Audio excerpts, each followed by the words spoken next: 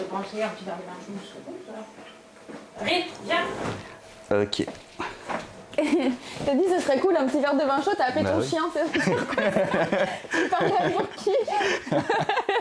On va dire, mais qu'est-ce qu'ils ont fait à ce pauvre chien? Alors, let's go. Let's go. Alors, déjà, salut. Donc, on fait cette interview pour vous présenter Léana, son parcours dans le mannequinat. Voilà, donc on verra les questions après. Donc, s'il te plaît, Léana, je te laisse un peu te présenter globalement. Je m'appelle Léana, j'ai 24 ans, je suis née à Lyon en France et je fais du mannequinat depuis 8 ans maintenant. J'ai commencé à 16 ans et j'en ai 24. Voilà. Ok, c'est bon, t'es bonne en maths. C'est bon, ouais, je me suis dit, attends, c'est quoi qu'est-ce que je vais raconter? Ça va, je te dérange pas, Rin? Que tu es métissée eurasienne, quel est ton Ouais, métissage? donc vietnamienne et espagnole, portugais, il y a un peu de tout de l'autre côté, mais vietnamienne et espagnole, on va dire. Ok. Comment t'as commencé le mannequinat? Donc j'ai commencé avec les Mademoiselle Rhône, donc c'était les Miss mais pour les mineurs, donc j'ai participé à ce truc-là et j'ai gagné Mademoiselle Rhône. Et de là, il y a des photographes qui m'ont repérée et il y a un photographe qui est devenu un ami qui m'a amené dans un casting pour une agence et ça a été ma première agence après. Ok. Il s'appelle Génat. Je sais pas, je sais que son nom de scène. Ah non, le photographe ou l'agence? Non, l'agence. L'agence c'était Enjoy Model. Enjoy. Ouais. Ok. T'es toujours avec eux? Je suis toujours avec eux, mais je ne travaille plus avec eux parce que j'ai beaucoup voyagé et j'étais pas en France dernièrement, donc j'ai pas eu l'occasion de tout à fait avec eux. D'accord. Nous, on s'est connus, je crois que c'était par rapport au show coiffure. De mémoire, il me semble que tu avais bossé avec Ludovic, je sais pas comment on dit son nom. Géniaux. Ouais. Et du coup, quand tout le monde disait que tu ressemblais à Daenerys de Game of Thrones. Ah oui, oui. Et je crois que je voulais te shooter. Ouais. Parce que moi, j'avais commencé la photographie et je crois que je voulais te faire des photos avec toi, donc je t'avais contacté. Ouais. Et je t'avais vu parce qu'à l'époque, j'avais les cheveux très longs et je faisais aussi des shows coiffures. On se connaissait pas depuis la Thaïlande? Ah non, c'était avant, bien. Enfin, on se connaissait indirectement. Ouais, oui. On s'était pas vus, mais... on n'avait pas parlé ensemble, mais... Ouais. Il y a une lumière qui s'éteint. Attends, j'arrive. Et moi, j'étais persuadée qu'on se connaissait que depuis la Thaïlande. On se connaît un peu mieux depuis la Thaïlande. Mais on s'était contacté avant pour ça. Donc, à mon grand regret, on n'a pas fait de photos quand tu étais... je sais pas comment... C'était un blond platine? Ouais, blond platine, tout blond platine, ouais. Ça t'allait super bien. Ouais. Je pense que si on peut remettre quelques photos là pour y illustrer, ça serait cool. Alors, je vais pas tricher, je n'ai pas de mémoire. Vas-y. Du coup, comment tu décris ce métier de mannequinat? Est-ce que toi, ça te plaît? Est-ce que c'est quelque chose que tu veux faire sur le long terme? Alors, faire ça sur le long terme, je pense même pas que ce soit possible en fait, parce que à partir d'un certain âge, on n'intéresse plus trop. Surtout en tant que femme. Voilà, surtout en tant que femme, il y aura toujours quelques jobs, mais bon, pour en vivre, je pense pas que ce soit possible. À part si t'es une super modèle, là d'accord, mais je suis pas Kate Moss, donc à un moment ça va s'arrêter. Et encore, je trouve, surtout pour les femmes, quoique pour les hommes c'est presque pareil, je trouve qu'il y a ce côté où on veut des mannequins qui font très jeunes, tout ça. Après il y a une coupure de 10, 20 ans presque. Ouais. Et après ça reprend plus tard. On peut repasser sur du senior. Ouais, sur des trucs plus commerciaux quoi. Ouais, voilà. Enfin, selon le profil qu'on a bien sûr. Okay. Ouais, non, je trouve aussi. Et puis après, l'ambiance générale, ça peut être génial et en même temps, ça peut être horrible. Moi, dans mon cas, franchement, je peux pas me plaindre. Tout s'est toujours bien passé. On m'impose pas un poids, on m'impose pas... Enfin, j'ai pas à me ruiner ma santé, mais je sais que pour beaucoup de mannequins qui sont plus fashion, que moi, je suis plus commerciale, pour elles, ça serait plus compliqué, ouais. Okay. Ouais. D'ailleurs, je vais te laisser expliquer comment toi, tu fais la différence entre fashion et commercial, parce qu'il y en a qui connaissent pas. Alors, commercial, c'est plus tout ce qui est pub télé, catalogue, plus grand public. Et fashion, c'est plus pour la mode. Enfin, c'est selon ma définition. Je ne sais pas la vraie définition après, mais je pense que c'est ça. C'est plus ce qui est mode, donc les défilés, la haute couture, les choses comme ça. Où là, ils veulent des filles très grandes et très minces. Et même du coup en termes de photos, c'est pas du tout prix pareil. Ouais, c'est pas du tout les mêmes choses, c'est pas du tout les mêmes budgets non plus, c'est pas les mêmes restrictions non plus, parce qu'en défilé, les mannequins défilés, elles ont que ça dans leur tête en fait. Tu peux pas. Je trouve que t'as beaucoup moins de liberté qu'en tant que mannequin commercial. Je suis d'accord. Et personnellement, je préfère le côté commercial. Moi aussi, largement. Ah oui, donc tu es chez Enjoy, mais pas que. Non, Donc, est-ce que toi, on t'a déjà proposé une exclusivité? Qu'est-ce que tu en penses? Alors moi, on m'a jamais proposé d'exclusivité parce que j'ai jamais cherché l'exclusivité non plus. Parce que donc à mes 20 ans, j'ai déménagé en Thaïlande pendant 3 ans et demi. Ensuite, j'ai fait le Mexique. Enfin, j'ai un peu bougé de partout. Donc moi, ça m'intéresse pas d'être en exclusivité dans un seul pays. Parce qu'au final, j'y reste pas. Donc non, on me l'a pas proposé. Ok. Est-ce que tu penses que c'est quelque chose qui est intéressant que sur certains profils, ou c'est selon, justement, par exemple, quelqu'un qui bouge pas, peut-être que ce serait plus intéressant d'être en exclu ou, Je pense que c'est intéressant sur des profils qui ont beaucoup de potentiel. Exemple, c'est dans une énorme agence à New York, fais tout pour être en exclusivité dans cette agence, parce qu'eux, ils vont te faire grandir et ils vont pas te lâcher. Après, en France, un profil comme moi, ce serait même pas intéressant, parce que je me fermerais des portes plus qu'autre chose au final. Ça, en fait, il n'y a que les agences qui peuvent... Ouais, c'est ça. Exclusivité, c'est dire, intéressant avec le haut du panier, quoi. Ça, t'es sûr d'être sur tous les trucs et les bons trucs et que ton agence va te pousser. Sinon je pense qu'il n'y a pas besoin, quoi. Du coup, j'ai parlé de tes origines. Déjà, en France, comment tu le vis, toi, en tant que mannequin d'origine asiatique? Je trouve que c'est plutôt bien, c'est plutôt un plus pour moi parce qu'il n'y en a pas beaucoup en France en soi. Donc je sais que quand un client cherche une mannequin asiatique ou eurasienne, il y aura peu de mannequins qui vont se présenter à ce casting et donc j'ai plus de chances d'avoir le job. Et c'est tout. Ouais. Donc, pour moi, je trouve ça bien. Ouais. Ok. Et il y a de plus en plus de marques qui cherchent à se diversifier, qui prennent des asiatiques ou d'autres nationalités de plus en plus. Donc je trouve ça cool. Tu bosses souvent en France du coup, mais est-ce que c'est pour des clients français ou parce que, par exemple moi, quand je bosse, c'est quasi 90% du temps c'est pour le marché asiatique. C'est ça. Ouais, moi ça reste principalement du marché asiatique. Après en France, on est quand même ouvert sur les différentes origines, etc. Donc même pour du catalogue, ils vont prendre différentes sortes de filles. Ils vont prendre une grande blonde, ils vont prendre une asiatique, ils vont prendre plusieurs profils pour correspondre à tout le monde. Donc j'ai quand même pas mal de clients français au final. Ok, cool. Et du coup, on t'a voyagé. Ouais. Est-ce que c'était mieux pour toi, en termes vraiment sur le mannequinat, d'être à Bangkok en l'occurrence? C'est clair que je correspondais à beaucoup plus de critères là-bas parce que déjà ils adorent les Eurasiens et donc j'avais plus facilement des jobs, on va dire. En France, il faut quand même que ce soit spécifique à la demande du client qui recherche une asiatique. Donc il y a moins de jobs, mais bon, c'est mieux payé qu'à Bangkok, donc ça se vaut, je trouve. Ouais. Ok. Et à Tulum, par exemple, tu y es allé à la base pour bosser? Non, j'y suis allée pour les vacances à Tulum. Et au final, j'ai commencé à rencontrer des stylistes, des marques, etc. Et il y a mon côté espagnol, je pense, qui a pris le dessus. Du coup, ils me voyaient tous un peu latina, et donc ils m'ont mis sur plein de jobs en tant que latina, quoi. On a vu sur le shooting qu'on vient de faire que des fois tu peux ressembler à Gilo. Gilo, à ce qui paraît. Rien de moins. On mettra une petite photo, vous nous direz ce que vous en pensez. Et est-ce que tu as travaillé ailleurs? J'ai fait le Vietnam. Non, je crois que c'est tout. Si, j'ai fait l'Allemagne il n'y a pas longtemps. J'ai fait beaucoup en Espagne.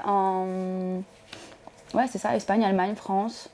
Vietnam, j'ai eu du Cambodge aussi, et Thaïlande et Mexique. Ok, ça fait quand même beaucoup. Oui, ça fait pas mal. Ouais. Globalement, tu y allais, on t'appelait pour un job, tu faisais l'aller-retour ou t'es resté un certain temps dans pas mal de pays? Alors, la Thaïlande et le Mexique, je suis restée quand même longtemps. Donc ça, non, on m'a pas appelé pour un job et après je revenais. C'est moi qui ai décidé de m'installer là-bas. Thaïlande, j'avais un contrat de 3 mois à la base avec une agence. C'est moi qui ai demandé de renouveler. Et ensuite, pour les pays comme l'Espagne ou l'Allemagne, là, c'était pour des jobs ponctuels et après, ils m'ont ramené en France, quoi. Ok. Il y a différents moyens de partir, du coup, à l'étranger en tant que mannequin. Est-ce que toi, ça a été systématiquement sur le principe de... Comment on appelle ça ? Scouting. Ouais, du scouting. Ouais, la Thaïlande, ça a été avec une agence de scouting. C'est eux qui m'ont amené là-bas parce que... en soi, moi, je n'y connaissais rien vraiment en mannequinat. Je ne savais pas dans quel pays j'allais marcher. Et eux, c'est vrai qu'ils ont trouvé directement le pays qui me correspondait. Donc la Thaïlande, j'ai beaucoup bossé et ils le savaient. Donc, et c'était bien d'avoir aussi quelqu'un qui puisse gérer mon agence là-bas. Parce que une agence thaïlandaise, je ne les connais pas avant d'y aller. Je ne sais pas comment ils fonctionnent. Et d'avoir quelqu'un qui te back up, que toi tu connais de ton pays, c'est toujours un plus, je trouve quand même. Ok. Du coup, ouais, tu conseilles de faire comme ça, même si malheureusement, mais c'est normal, du coup il y a des commissions supplémentaires qui sont prises, mais ça vaut le coup. Ça vaut le coup. Je pense que les 10% qui se prennent en plus, ça vaut largement le coup quand on part à l'inconnu comme ça, qu'on ne connaît rien sur place. C'est quand même une sécurité qui vaut les 10%. D'accord. Même si après, je ne suis pas restée avec cette agence-là et j'ai fait ma petite vie en Thaïlande. Au moins pour le début, c'était très pratique. Quoi. Puis les choses évoluent et tout. Enfin. Et puis par exemple, j'ai pas envie de remémorer cette histoire, mais on a eu la même scout, on n'a pas eu la même expérience avec. Et du coup, voilà, c'est. Faut. Enfin, je l'ai eu, mais plus tard. Hein. Ouais. Ok. Bon. Je veux pas faire d'histoire, mais ouais. Donc faut s'y tester malheureusement. Oui, c'est ça. Et puis ça marche, c'est comme dans tout, ça marche pas avec tout le monde et ça peut aller très bien sur un petit moment et ensuite les choses elles évoluent quoi. Il n'y a pas de garantie, mais voilà, c'est quand même cool de s'y tenter. Ta vie à Bangkok justement, toutes les lumières qui s'éteignent. Ta vie à Bangkok, hormis lié au mannequinat, comment c'était, c'est très généraliste. Ouais. Dans le sens, est-ce que c'était, comme on peut imaginer, déjà Bangkok, on imagine que c'est la fête, etc. Pour des choses plus à l'aise. C'est ce qui est très vrai aussi. Hein. Mais du coup, ta vie de mannequin là-bas, est-ce que c'était... C'était beaucoup plus mouvementé qu'en France, je dirais, parce que c'était vraiment casting tout le temps, tous les jours, plusieurs castings. Et c'est quand même une ville qui regroupe plusieurs nationalités de mannequins. Il y a des mannequins qui viennent de partout. Il y en a du Brésil, il y en a de Russie, il y en a de partout. Donc, il y a beaucoup plus de concurrence et il y a beaucoup plus de choses qui se passent dans ce milieu-là. En France, je fais moins de casting, je vois moins de mannequins qui viennent de partout. Enfin, c'est moins la guerre, je trouve, quand même. Bangkok, c'était vraiment ciblé mannequins. Il y avait des restaurants juste pour les mannequins, des salles de sport pour les mannequins. Enfin, il y avait vraiment ce groupe-là de mannequins que tu voyais tout le temps. J'ai pas eu tout à fait la même expérience. Ouais.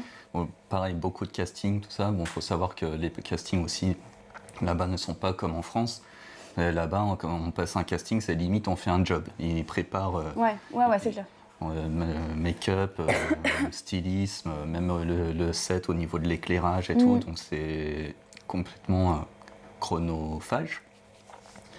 Mais hormis ça, j'ai participé à quelques soirées modèles, mais c'est vrai que j'avais pas tout ce truc-là. Donc c'est aussi intéressant de voir que y a plus. Ouais. Ok. Je pensais à ta couleur de cheveux. Donc là, je change complètement de sujet. Ok, dis-toi Karen. Parce que, pour ceux qui te suivent, on sait que tu changes quand même assez souvent de couleur de cheveux. C'est souvent pour des jobs que tu le fais. C'est toujours pour des jobs. C'est toujours pour des jobs. Du coup, c'est pas un problème. Non, parce que... je sais pas pourquoi d'ailleurs. Parce que j'aime bien les couleurs qui me font, donc je me mets pas ça comme une barrière dans ma tête déjà. Et parce que je sais avec qui je le fais, je sais que ça va pas me ruiner mes cheveux, je sais que c'est quand même beaucoup d'argent quand on change une couleur de cheveux aussi, donc ça, pour moi ça fait juste partie de mon job et ça va pas me limiter sur les autres. Si par exemple j'ai une couleur bleue là il y a pas longtemps, ça aurait pu me limiter sur d'autres jobs, mais après j'ai toujours moyen de redevenir brune ou de faire enlever le bleu et donc que ça puisse continuer de fonctionner après quoi. Ok. Et t'as pas perdu tes cheveux? J'ai perdu mes cheveux. En fait, c'est J'ai perdu mes cheveux. Il y a 5 ans, un truc comme ça. Ils avaient cassé à 2 cm de ma tête. Enfin, c'était une cata. Ah ouais, je pensais pas que c'était aussi court. Ah ouais, un petit poussin. Hein. C'était que des cheveux jaunes de 2 cm sur toute la tronche. Mais c'était de ma faute en fait, parce que j'ai voulu refaire faire mes racines toute seule, sans m'y connaître, en allant dans le premier salon que je trouvais. Et au final, la fille m'a pété mes cheveux. Oh là là. Ouais, tout a cassé. Mais bon, c'était pas dans le cadre du travail, c'est moi qui ai fait n'importe quoi. Et mais quand même, c'est chaud parce que c'était une fois. Ouais, c'était une fois et ça met du temps à repousser des cheveux. Quand tu penses que, il y a plein de gens qui sont des couleurs, se font faire des couleurs, donc pas forcément par des experts coloristes. Ouais. Et du coup, ça abîme plus ou moins le cheveu, mais ça met quand même un certain temps. Toi, un coup, tu vas voir une femme qui n'est pas experte, et bim, c'est ça. chaud. Bah, Elle t'a mis de l'acide. tout le monde ne me touche pas les cheveux non plus. Hein. Ceux avec qui j'ai travaillé, c'est quand même des experts dans leur milieu, donc je sais que je ne vais pas ressortir chauve. Et puis c'est aussi le risque que tu prends en acceptant le budget. Enfin, moi, je sais que Schwarzkopf, j'ai eu un job avec eux. Pour le tarif auquel ils étaient, même s'ils m'avaient cassé les cheveux, j'aurais dit c'est pas trop grave, ça va. Donc on sait que c'est un risque. Mais bon. En parlant de tarifs, sans donner de chiffres, parce qu'on entend toujours dire, notamment à Bangkok, moi, quand j'y suis allé, déjà apparemment les tarifs étaient en chute libre. En France, j'ai pas l'impression que ce soit mieux. Toi, globalement, quand même, tu as plusieurs années, tu as 8 ans d'expérience maintenant, tu as l'impression que ça évolue comment ? Alors moi, déjà, il y a 8 ans, je commençais juste, donc j'étais pas payée le même prix que maintenant. Mes tarifs n'étaient pas les mêmes. Après, je pense que oui, tout le monde essaye de gratter un peu du budget là où ils peuvent, parce qu'il y a de plus en plus de mannequins qui travaillent pour des budgets plus bas, ce qui est compréhensible aussi. Mais c'est toujours un peu la guerre, entre guillemets. Enfin, il y a des négociations avant un job pour que tout le monde s'accorde sur le même budget, quoi. Ouais. Ok. D'ailleurs, tu dis que quand tu as commencé, les tarifs n'étaient pas les mêmes. Personnellement, moi, ça n'a jamais changé. Ah ouais ? Parce que normalement, il y a un tableau selon ton expérience, genre tes niveaux T10, je sais pas quoi. Ah ouais, ok. Et tout. Donc, moi, je sais plus, je crois que je suis censé être niveau T10 vu mon expérience. J'ai aucune idée de ce que c'est, ça. C'est sur quoi ? Les conventions du mannequin, un truc comme ça, tu vois. Qui dit que normalement tu es payé minimum temps à l'heure, sans compter les droits d'utilisation. Et moi, clairement, il n'a jamais été question de ça. Ouais. Je vois mes agences, même des agences qui m'ont booké sur des jobs très bien payés. Ouais. Des fois, ils me proposent des jobs comme si j'étais un débutant, voire quelqu'un qui n'est pas mannequin, quoi. Et ça, c'est de plus en plus maintenant aussi, je trouve. C'est vrai que les budgets en agence ont baissé, je trouve, quand même. On me proposait des jobs avec plus de budget quand j'ai commencé le mannequinat, bizarrement, que maintenant. Enfin, plus souvent, je dirais. Après, sur les tarifs, je voulais dire, c'était plutôt par rapport à ma confiance en moi. Avant, j'estimais pas que je valais tant, disons, par jour. Maintenant, je sais que c'est ça mon tarif, et ça a augmenté par rapport à avant, parce que maintenant, je sais ce que c'est mon taf, et je sais combien sont payés les autres aussi, donc voilà. Est-ce que tu as des conseils pour réussir, des choses à faire ou à ne pas faire, globalement des conseils pour réussir, quelques trucs qui te viennent à l'esprit, peut-être. Franchement, je sais pas. En même temps, j'ai envie de dire écoutez votre agence. En même temps, j'ai envie de dire écoutez-les pas du tout. Enfin, c'est une question de balance tout le temps, en fait. Je sais pas trop des conseils. Déjà, mon conseil, ce serait de pas avoir que ça en tête, parce que c'est quand même un milieu fermé, et pour pouvoir en vivre, tout le monde ne peut pas en vivre. Donc si c'est ton but dans ta tête et que tu veux faire que ça, forcément tu vas être déçu, tu vas te mettre une pression et tu vas faire n'importe quoi. Donc il faut prendre les choses take it easy. Prendre les choses avec un peu de recul quand même. Et moi je dirais pas tout miser là-dedans, parce que j'en ai vu beaucoup des petites mannequins qui veulent faire que ça de leur vie et qui se mettent une pression pas possible et qui se ruinent leur vie, en fait. Ouais, malheureusement. Du coup, toi, est-ce que tu as eu une erreur de parcours, enfin quelque chose que si c'était à refaire, tu ferais autrement ? Déjà, je me ferais pas un énorme tatouage sur ma jambe. Ça, c'est un vrai conseil à ne pas faire. Ne faites pas d'énormes tatouages sur votre corps. Ouais, en tant que mannequin, c'est pas une bonne idée. Non, c'est pas du tout une bonne idée. Mais bon, moi, j'étais jeune, je savais pas que j'allais faire ça de ma vie. Pour moi, c'était juste je faisais ça parce que pourquoi pas, mais bon, je me voyais pas faire que ça. Et donc oui, j'aurais pas fait un énorme tatouage, évidemment, ça peut être problématique. Mais non, c'est tout sinon. Non, franchement, c'est tout. Ok. Pas faire confiance trop facilement aux photographes et aux trucs bizarres aussi. Ouais, c'est vrai que malheureusement, c'est une vérité, c'est pas une légende. Il y en a beaucoup qui sont pas là que pour votre bien. Ouais. Et en tant que mec aussi, je le dis, moi, il y a des photographes gays qui ont tenté des choses aussi. Mais ça, c'est l'impression que c'est un peu dans la définition du photographe, c'est ils vont tenter, on sait jamais. Ouais. Pas tous. Oui.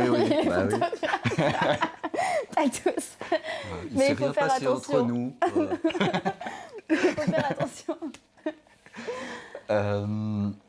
Du coup, est-ce qu'il y a quelque chose justement qui, à l'inverse, te motiverait à bosser plus avec une agence ou un photographe ou un client ? Ce serait juste de trouver des gens qui soient humains dans ce milieu-là, parce que ils sont pas tous. T'es un peu traité en tant que mannequin comme un objet souvent, tu vois.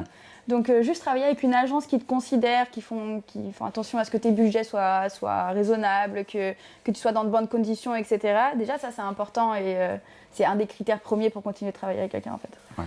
Parce que ça peut vite être n'importe quoi. Je suis tout à fait d'accord. C'est malheureusement un problème très fréquent. C'est un peu dans la continuité, mais on change encore un peu de sujet. Le mannequinat, en termes de déclaration, je trouve que c'est très difficile. En France, c'est un enfer.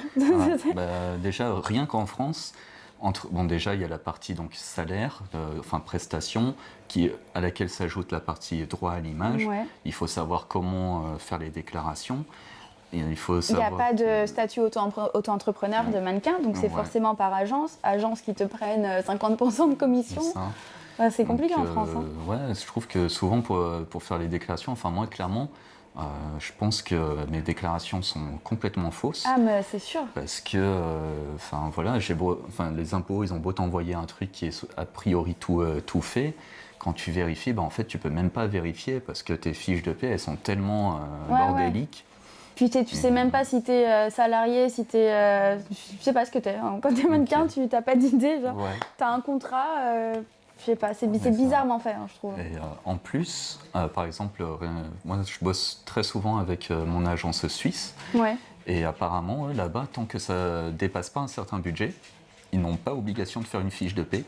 Donc ils te font juste un récapitulatif. Et dans le récapitulatif, en fait, en gros, t'as le budget total, donc prestations plus droits, voir ce qu'ils ont facturé au client. Mais t'as pas du tout genre tes cotisations ou quoi que ce soit parce qu'ils n'ont pas obligation de faire ça, donc ils se font pas chier. Ce qui fait que toi, quand tu fais tes déclarations en France, t'es dans la merde. Ouais, tu sais pas quoi dire. Non, mais puis même en travaillant au Mexique et en Thaïlande, et après quand tu reviens en France, tu sais pas comment déclarer les jobs que tu as eu là-bas, ce que tu as cotisé là-bas, ce que les taxes qui sont passées. Enfin, que c'est un peu flou tout ça. Après, je suis peut-être pas la meilleure personne pour poser cette question parce que ça donne une espèce de flou. Là, je te le demande, mais t'es pas la première personne à qui je le demande, la première mannequin. Et même certains qui sont assez calés niveau papier et tout. Niveau papier. Attends, ça a fait un truc bizarre. Bon, ça a coupé. Donc, je disais que j'ai pu en discuter avec d'autres mannequins. C'est pour à peu près tout le monde, c'est plus ou moins le bordel. Ouais. Et surtout, par exemple, et ça c'est pareil, c'est quelque chose à prendre en considération pour ceux qui voudraient devenir mannequin, c'est qu'il y a quelque chose qui est vraiment pas simple à cause de ça. C'est que vu que sur les impôts c'est le bordel, qu'il y a des choses qui n'apparaissent pas, tout ça, après pour faire valoriser ses droits, pour louer un appartement, prendre un crédit ou quoi que ce soit. C'est pas possible en tant que mannequin, je pense. Enfin, ou alors faut avoir je sais pas.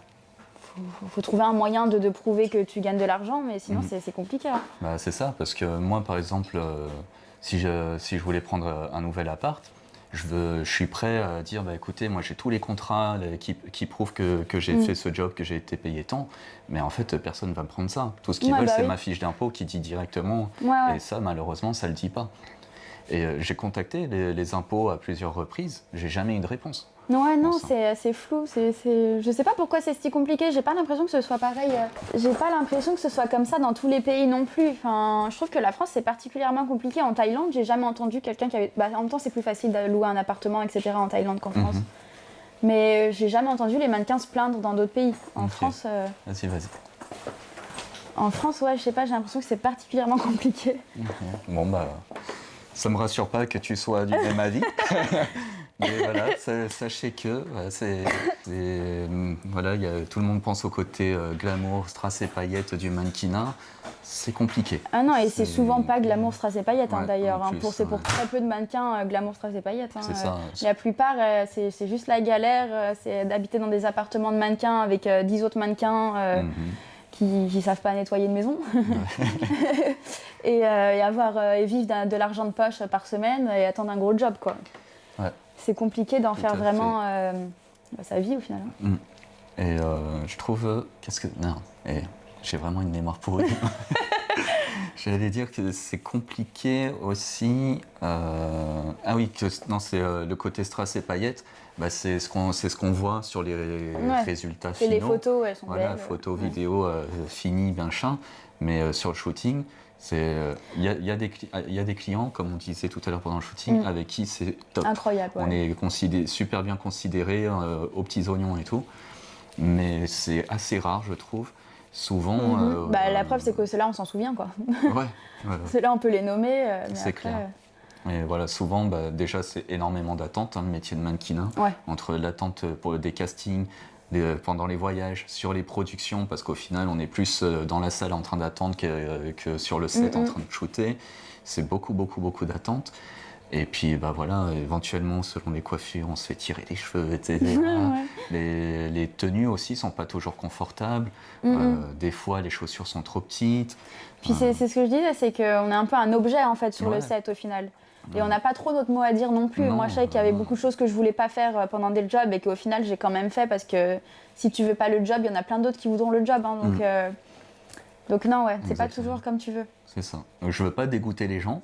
Non, mais il y a des mauvais côtés, il faut le savoir. Il y a des mauvais côtés, comme tout boulot, tout simplement. Donc, est-ce que vous êtes prêt à accepter ces mauvais côtés-là Et aussi, le truc qui était plus compliqué aussi, c'est supporter cette compétition permanente qu'il y a dans les castings, etc. Enfin, il y a beaucoup de fois, tu arrives dans un casting et tout le monde se dévisage un peu en mode elle est plus belle que moi, elle machin. Il faut pas se dire dans sa tête tout le temps je suis moins belle, je suis moins belle, je suis moins belle, parce qu'il y a plein de filles comme ça qui se rendent malades en fait, juste parce qu'elles sont pas prises au casting, du coup elles pensent qu'elles sont moins belles que les autres, ou qui se comparent toujours, elle est plus mince que moi, elle est plus grande, elle est plus machin. Elles sont toutes plus belles, toutes. Et ça c'est un truc qui est compliqué à gérer mentalement, je trouve quand même. C'est sûr. Quand tu débutes, surtout que tu sais pas à quoi t'attendre, t'as pas eu de grosses compétitions comme ça permanentes dans ta tête en fait avant. C'est vrai. Puis tu t'imagines certainement pas ça en fait à la base. J'ai eu le cas moi avec un mec, parce que on peut penser que c'est le crépage de chignon des filles, mais pas du tout. Non, Et parce que quand j'étais à Bangkok, donc il y avait Dimitri, que tu connais, qui lui a une photogénie de dingue et il était pris pour tous les jobs. C'est clair. Hein. Et je pense qu'il n'y a pas que sa photogénie. Il y a le fait, lui, c'était pas sa première fois à Bangkok. Il connaissait pas mal de directeurs. Il des bons acteurs aussi. C'est ça. Vraiment, il a plein de choses pour lui. C'est normal qu'il réussisse. Et du coup, j'avais des mecs de mon agence, mais ils étaient malades. Ils disaient, mais ça sert à rien que je sois là. Si lui, il est là, c'est pas la peine. Je vais jamais bosser. Donc ça peut être frustrant, épuisant. Enfin. Et puis c'est aussi un truc, quand on choisit une agence aussi, moi je fais en sorte qu'il n'y ait pas trop de profils comme moi dans l'agence déjà, parce que je me dis que je vais être noyée parmi les filles qui travaillent déjà beaucoup dans l'agence et qu'il y a mon nouveau profil qui va arriver, qui leur ressemble beaucoup mais qui ne sont pas elles, et que du coup je vais moins taffer. Donc j'essaie d'aller dans des agences où je ne suis pas trop représentée déjà, quoi. Où il n'y a pas un maximum de rasiennes ou des trucs comme ça. C'est un bon conseil, je pense. Et, pour finir, je pense, est-ce que tout simplement il y a des anecdotes bonnes, pas bonnes, des expériences, d'autres conseils, je sais pas, auxquels tu penses? Des anecdotes bonnes, pas bonnes, je sais pas, des anecdotes bonnes, il y en a beaucoup. Hein. J'ai fait beaucoup de choses très très bien pour le mannequinat. Enfin, les shootings sur les îles en Thaïlande, c'est incroyable. Puis c'est des belles rencontres en général tout le temps. Hein. Toutes les équipes, avec les maquilleurs, on rigole. Avec les photographes, les coiffeurs, on rigole. Donc il y a énormément de bonnes anecdotes et c'est pour ça que je continue, sinon j'aurais arrêté. Ça me fait penser, je te coupe, désolé, justement il y a un cliché avec les mannequins, comme quoi ils ont rien dans la tête et tout. Je dis pas, j'en ai croisé quelques-uns. Ça existe. Oui, ça existe. Mais par contre, j'ai été très agréablement surpris par beaucoup de mannequins qui ne font pas que du mannequinat, qui ont été autre chose à côté, donc qui ont eu besoin d'un cerveau avant ça. C'est vrai qu'on n'a pas beaucoup besoin d'un cerveau dans le mannequinat non plus, on va pas se mentir. Du fait d'être mannequin, ils ont beaucoup voyagé, donc ils ont vu des cultures différentes, des mentalités différentes. Et du coup, il s'avère qu'au final, ce sont des gens avec qui c'est très intéressant de discuter. Donc, je pense qu'il y a ma soeur qui est en bas, je lui dis qu'on est là. Ça marche. Désolée. Elle boit du vin chaud? Oui, là, ça va la réchauffer. Okay. Et du coup, on disait qu'il y a beaucoup de mannequins qui sont intelligents, finalement. Vraiment très intéressant. J'ai appris plein de choses. Un autre truc, j'ai été très bien accueilli, j'ai eu de très bonnes discussions avec des gens qui avaient une expérience monumentale, que ce soit des mannequins ou d'autres, notamment j'ai pu échanger avec certains acteurs, dont un acteur hollywoodien, Dane DeHaan. Moi j'étais figurant. Il était à Bangkok, lui, non? Je crois qu'il y est allé, Il me mais semble. moi c'était à Paris Ok. pour le film de Luc Besson. Ouais. Pareil, je n'ai pas échangé véridiquement avec Luc Besson, mais j'ai été dirigé par lui, tout ça. J'ai été très bien traité. À côté de ça, il y a des gens qui n'ont rien fait, Ouais, mais qui se prenaient pour je sais pas quoi. Bah, c'est fake it till you make it. Ouais, ça doit être ça. Ouais, c'est ça. Non, c'est vrai. Donc pareil, voilà, je pense qu'il faut savoir être intelligent, voir à quelle personne on a affaire. Allez, va être bordel là, Il va y avoir 1000 cuts. Toujours avoir une sœur pour faire de backstage. Écoute, je pense qu'on est bon. Merci beaucoup. Merci. Merci à toi en tout cas d'avoir participé donc, à cette interview. J'espère que ça va vous intéresser, que vous allez y trouver des points pertinents. Et si on veut te suivre, te contacter... Et bah donc sur Instagram principalement, c'est Léana-du-bas Antunes. Je pense que tu pourras le marquer quelque part. Ouais. Ici. Comme les youtubeurs. Non, bah ce sera écrit quelque part sur Instagram. Ok, c'est le meilleur moyen. Ça roule. Bon allez, merci encore. Merci. Allez.